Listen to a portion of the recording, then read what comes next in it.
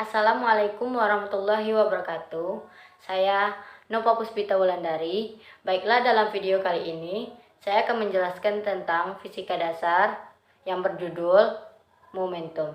Oke, baiklah. Yang pertama, kita akan membahas tentang momentum, dan yang kedua, kita akan membahas tentang hukum kekelan momentum, dan yang ketiga, kita akan membahas tentang tumbukan. Oke, yang pertama adalah momentum. Pengertian dan rumus momentum.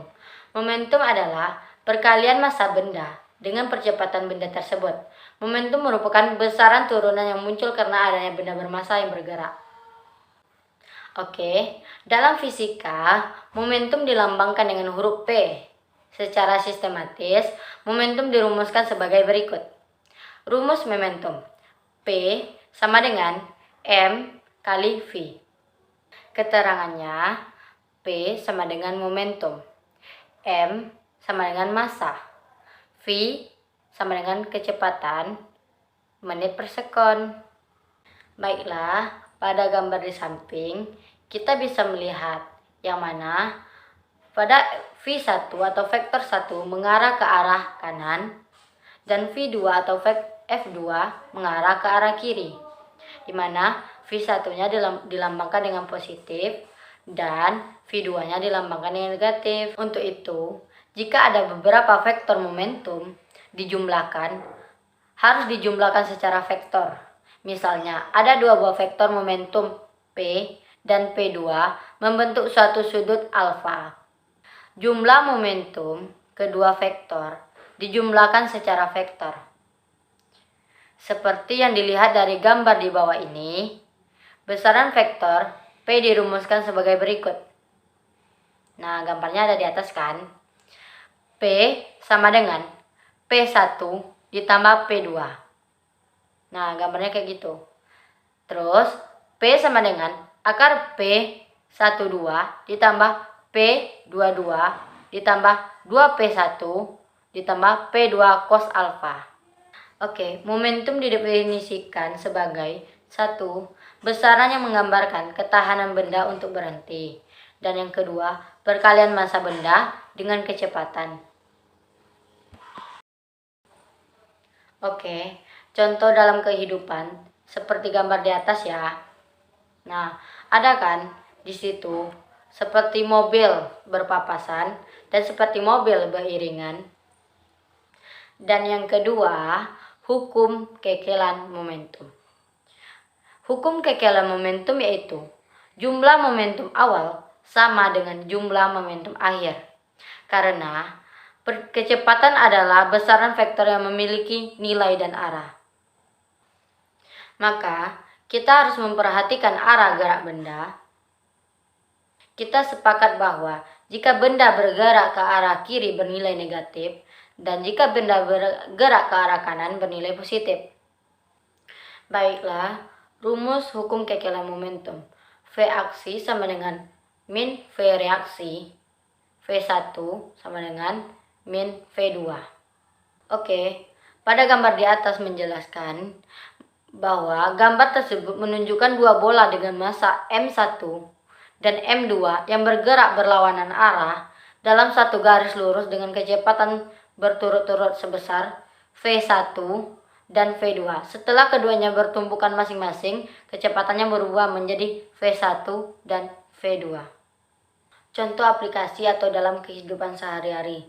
Seperti peluru ditembakkan ke kanan, dengan alat jarak seperti remote, senapan akan bertolak ke kiri. Percepatan yang sama diterima oleh pistol, ini berasal dari gaya reaksi peluru pada pistol, hukum Newton 3. Dan yang kedua, mula-mula sistem roket diam, sehingga momentumnya 0. Sesudah gas menyembur keluar dari ekor roket, momentum sistem tetap. Artinya momentum sebelum dan sesudah gas keluar sama. Oke, yang ketiga, kita masuk pada tumbukan. Tumbukan ini terbagi menjadi 3. Yang pertama, tumbukan lenting sempurna. Dan yang kedua, tumbukan lenting sebagian. Dan yang ketiga, tumbukan lenting tidak sempurna. Baiklah, kita akan membahas satu-satu. Yang pertama, tumbukan lenting sempurna. tumbukan lenting sempurna merupakan tumbukan yang energi kinetikalnya kekal. Di mana pada tumbukan lenting sempurna ini, energi kinetikalnya total antara dua benda sebelum dan setelah tumbukan adalah sama. Dengan kata lain, pada tumbukan lenting sempurna akan berlaku hukum kekelan momentum dan hukum kekelan energi. Oke, yang kedua, tumbukan lenting sebagian. Tumbukan lenting sebagian adalah tumbukan antara dua benda yang berjumlah energi genetiknya sesudah terjadi tumbukan lebih kecil dibandingkan dengan jumlah energi genetiknya sebelum terjadi tumbukan. Nilai koefisiennya tumbukan jenis ini adalah E sama dengan 0. Dan yang ketiga, tumbukan lenting tidak sempurna. Pada tumbukan lenting tidak sempurna, terjadi jika dua benda yang bertumbuk menyentuh dan bergerak secara bersamaan. Di mana setelah terjadikan tumbukan, maka kedua benda akan bergabung atau menjadi satu. Contohnya, dari tumbukan ini adalah peluru yang ditembakkan pada balok dan sasaran yang di dalamnya. Maka koefisien tumbukan jenis ini adalah E sama dengan 0. Contoh soal. Ini contoh soal untuk momentum. 1. Sebuah benda bermasa 1 ton bergerak dengan kecepatan 90 km per jam. Berapa momentum yang dimiliki benda tersebut? Nah, jawabannya diketahui M sama dengan 1 ton. Nah, 1 ton ini kita ubah dulu ke kilogram ya. Berarti 1 M-nya berarti 1000 kg. V sama dengan 90 km per jam atau 25 M per S.